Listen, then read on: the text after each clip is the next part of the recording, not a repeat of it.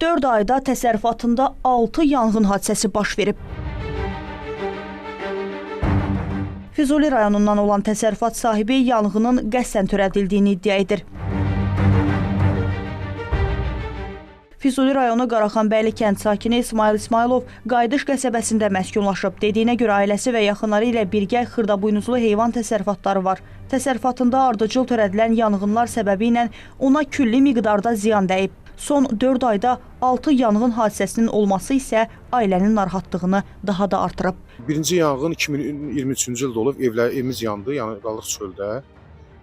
Ondan sonra bir müddət keçdi, yəni evin yanma səbəbini müəyyənləşmədi, nədən yandı.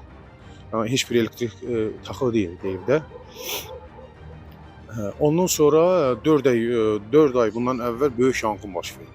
2 yerdən həmin 500 baş o heyvan olan bir yerə, həm tövləyə, həm də böyük tayya 4000 ota od vuruldu. Təsərrüfat sahibinin bildirdiyinə görə sonuncu yanğınlar dekabrın 29-u, 31-i və bu il yanvar ayının 1-də törədilib.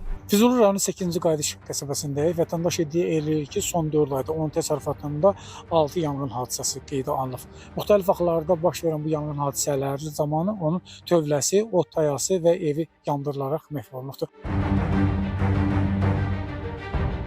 31-dir, ayın 1-i. Yanvarın 1-idir, 31-i.